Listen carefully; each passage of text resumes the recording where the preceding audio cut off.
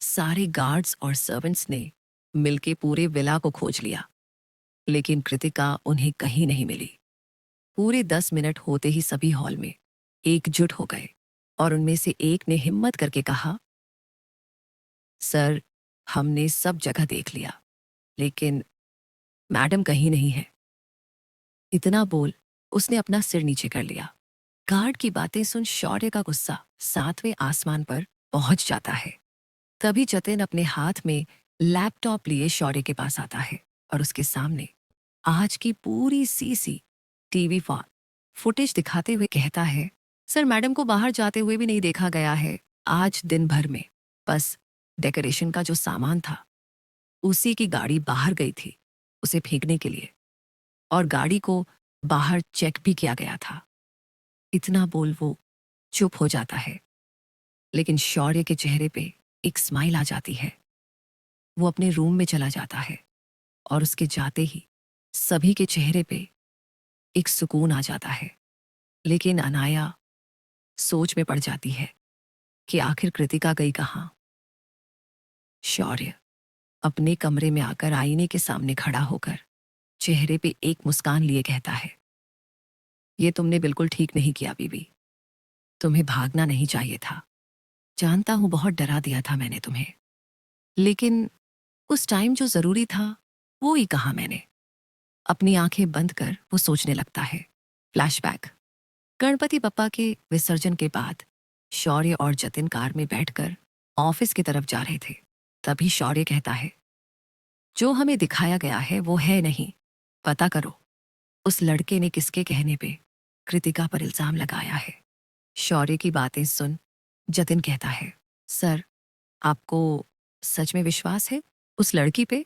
शौर्य अपनी सर्द नजरें एक बार जतिन पे डालता है तो जतिन अपना सिर नीचे झुकाकर बोलता है, काम हो जाएगा सर। शौर्य अपनी आंखें बंद कर कार की सीट पे अपना सिर टिका देता है और सोचता है, कैसे नहीं विश्वास कर लूं मैं? मेरे छूने से ही उसे कांपते देखा है। एक मासूमियत देखी है मैंने उसके चेहरे में। और जब उसने कहा था कि उसका कोई रिश्ता नहीं है उस लड़के से, तब मैंने एक सच्चाई देखी थी उसकी आंखों में। Flashback and. शौर्य अपनी आंखें खोलकर बोलता है, बेगुनाह तो तुम थी ही, लेकिन भाग के जो गुनाह कर दिया है तुमने, उसकी सजा तो बहुत बुरी मिलेगी तुम्हें। तभी वो अपना फोन लेकर जतिन को कॉल करता है और उसे कुछ कह के फोन कट कर देता है। अपने चेहरे पे एक खतरनाक मुस्कान लिए कहता है, आ रहा हूं जल्द तुम्हें लेने, रेडी रहना। कृतिका गुमसुम सी चुपचाप खिड़की से सिर टिकाए बाहर की तरफ देख रही थी, जो ट्रेन के चलने के साथ साथ पीछे की तरफ जा रहा था। बाहर के नज़ारों को पीछे की तरफ छूटते देख उसके मन में एक आशा थी कि अब उसकी पिछली जिंदगी भी पीछे छूट गई है। लेकिन ये सच है या नहीं, ये तो भगवान जाने। ट्रेन सुपरफास्ट थी, इस कारण अब तक बंगलोर से काफी दूर चली आई थी। लगभग ट्रेन छत्तीसगढ़ के आसपास पहुंच गई थी। कृतिका एकटक बस बाहर की तरफ ही देख रही थी। तभी ट्रेन अचानक से रुक गई। ट्रेन के रुकने से कृतिका का दिल धक से करके रह गया। उसने खिड़की के बाहर देखा तो कोई स्टेशन नहीं था, बस अंधेरा था बाहर। तभी उसके कानों में कुछ लोगों की आवाज जाती है जो आपस में ही बातें कर रहे थे। एक इंसान दूसरे से बोल रहा था, अरे, ये ट्रेन तो कभी भी बीच रास्ते नहीं रुकती है, तो आज क्या बात हो गई? कुछ मिनट्स बाद अचानक से लाइट जलने लगी और जो कृतिका ने देखा उसके बाद तो उसका दिल बाहर आने को हो रहा था और आंखों में आंसू भर गए।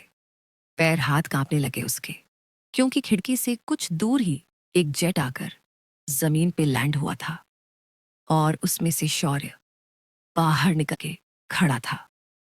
उसने इस टाइम ब्लैक कलर का 3 पीस सूट पहना था, आंखों पे काले चश्मे और अपने दोनों हाथ पैंट की पॉकेट में डालकर खड़ा था। लगभग ट्रेन की सभी लड़कियों की नजरें उसी पे टिक गई थी, क्योंकि वो लग ही इतना हैंडसम रहा था। कृतिका की नजरें तो बाहर ही टिकी हुई थी। तभी उसकी आंखों के सामने फोन पकड़े किसी का हाथ आया। उसने जब नजरें घुमा के देखा तो जतिन था। जतिन ने पोलाइटली कहा, मैम, सर का कॉल है। जतिन के इतना कहते ही कृतिका ने अपने कांपते हाथों से फोन लेकर कान में लगाया।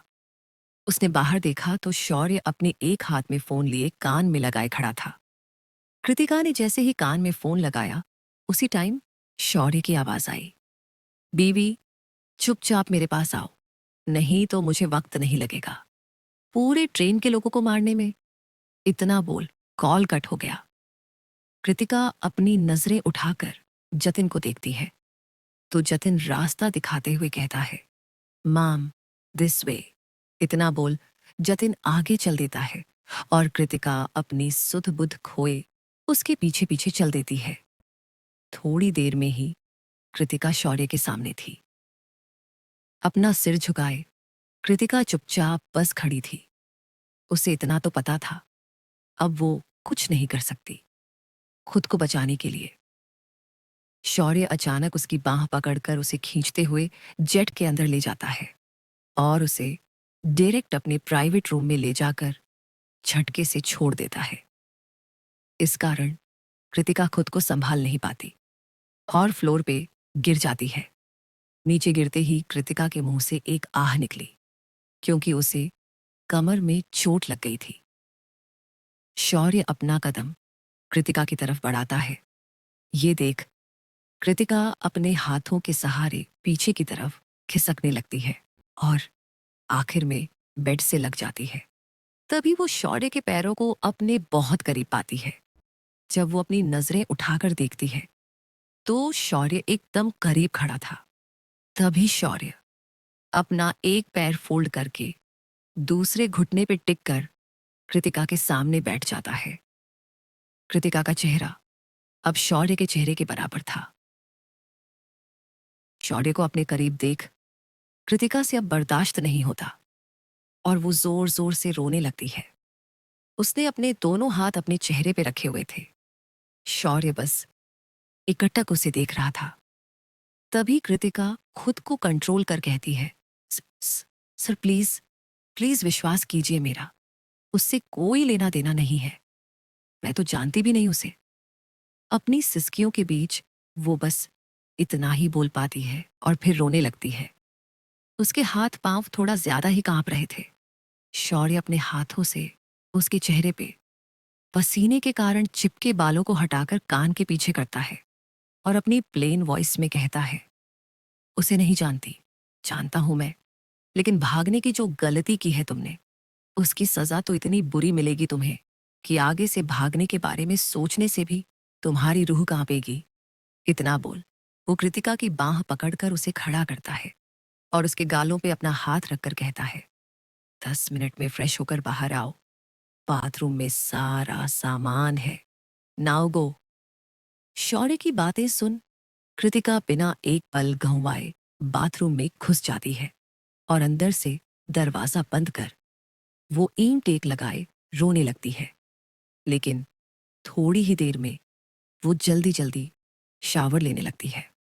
शौर्य के विला में अनाया अपने क्वार्टर्स वाले रूम में जल्दी आकर कपड़ों के अंदर से फोन निकालती है और तुरंत युवान को कॉल करती है।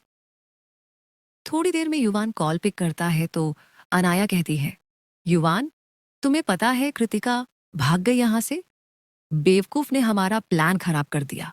अनाया की बात सुन युवान के चेहरे पे एक स्माइल आ जाती है और वो उसकी आगे की बात सुने बिना कॉल कट कर देता है। युवान कॉल कट करके बोलता है, लगता है कि भगवान भी चाहते हैं कि कृतिका मेरी हो जाए, क्योंकि वो शौर्य उसे डिजर्व ही नहीं करता। उसे मेरे पास होना चाहिए ताकि मैं उसे बहुत प्यार दूं, क्योंकि वो प्यार के लायक है, नफरत के नहीं। और अब उसे मेरे पास आना ही होगा, रानी बना के रखूंगा उसे। इतना बोल वो कृतिका को याद कर मुस्कुराने लगता है। तभी फिर से उसका फोन रिंग करता है। वो फोन पिक करके कहता है, हेलो मॉम। दूसरी तरफ से कुछ कहा जाता है तो युवान कहता है, मॉम, 2 दिन से तो आपके ही पास था ना, कल ही तो आया हूं और अभी काम भी बहुत है तो अभी नहीं मिल पाऊंगा। और एक गुड न्यूज भी है आपके लिए, मुझे आपकी बहू मिल गई। बस कुछ दिन और वो मेरे पास होगी। और एक बात बताऊं, आप जानती हैं उसे। तभी उसकी मॉम कुछ कहती है तो वो मुंह बना के कहता है, नहीं मॉम, वो अनाया बस मेरी नीड को पूरा करने के लिए है। बीवी तो मेरी कोई और बनेगी। इतना बोल वो फोन कट कर देता है। शौर्य के जेट में कृतिका बाथरूम से बाहर आती है तो उसकी नजरें शौर्य पे जाती हैं, जो उसे ही घूर रहा था। कृतिका ने अभी येलो कलर का अनारकली सूट पहना था और उस पे रेड कलर का दुपट्टा। नहाने के कारण उसका गोरा चेहरा चमक रहा था। बाल कमर तक खुले हुए थे। मांग में अभी भी सिंदूर था और मेहंदी लगे हाथों में लाल रंग का चूड़ा। एकदम मासूम नई नवेली दुल्हन लग रही थी वो। उसकी शादी को अब भी बस 6 दिन ही हुए थे।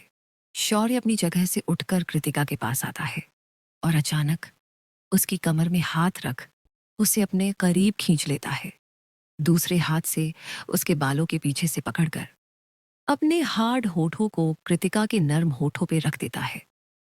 वो बस अपना होठ उसके होठ से टिकाया हुआ था। इसी पोजीशन में वो उसे लेकर सोफे पे बैठ जाता है और अपना दूसरा हाथ उसकी पीठ पे टिकाए अपने होठ मूव करने लगता है। कृतिका को कुछ समझ ही नहीं आ रहा था कि वो क्या करे, तो वो बस जो हो रहा था होने दे रही थी।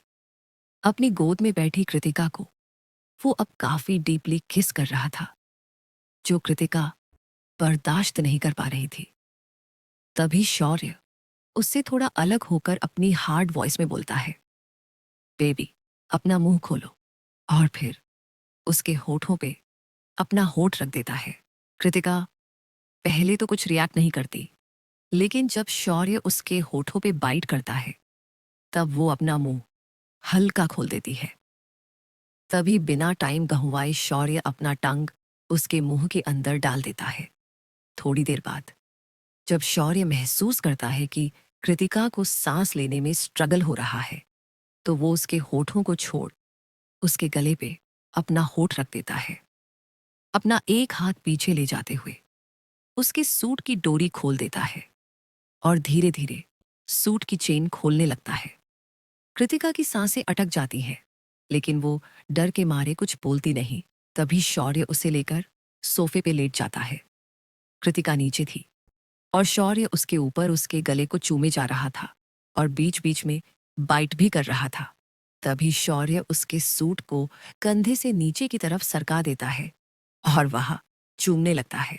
सूट की चेन खुलने के कारण गला और भी डीप हो गया था, जिससे उसका ऊपरी भाग दिखने लगा था। तभी शौर्य अपना चेहरा उसके सीने के बीच रखता है और उसे चूमने लगता है। शौर्य अपना एक हाथ कृतिका के उभार पे रखता है, सूट के ऊपर से ही, और उसे प्रेस करने लगता है। दूसरे हाथ से वो कृतिका का सूट निकालने लगता है। तभी उसका फोन रिंग करता है। फोन कंटिन्यूअसली रिंग हो रहा था, जिस कारण वो फ्रस्ट्रेटेड हो जाता है और कृतिका के ऊपर से हटकर बाहर चला जाता है। बाहर आकर फोन पे फ्लैश हो रहे नाम को देख उसका गुस्सा गायब हो जाता है, क्योंकि फोन उसकी माँ का था। थोड़ी देर बाद कर शौर्य जब रूम में आता है तो देखता है कि कृतिका उसी तरह पड़ी है जैसे वो छोड़ के गया था। एक साइड का सूट उसके कंधे से नीचे था और उसके गोरे बदन पे शौर्य के बाइट के निशान साफ दिख रहे थे। कृतिका को उस हालत में देख शौर्य को समझते देर नहीं लगी कि वो उसी वक्त बेहोश हो गई थी जब वो उसका सूट निकाल रहा था। शौर्य कृतिका के पास आकर उसके कपड़े ठीक करता है और उसे गोद में लेकर बेड पे अच्छे से सुला देता है और चादर उड़ाकर बाहर की तरफ चला जाता है। शौर्य का गुस्सा शांत हुआ या ये सिर्फ तूफान से पहले की शांति है? जानने के लिए सुनते रहिए। Time equals 2 seconds.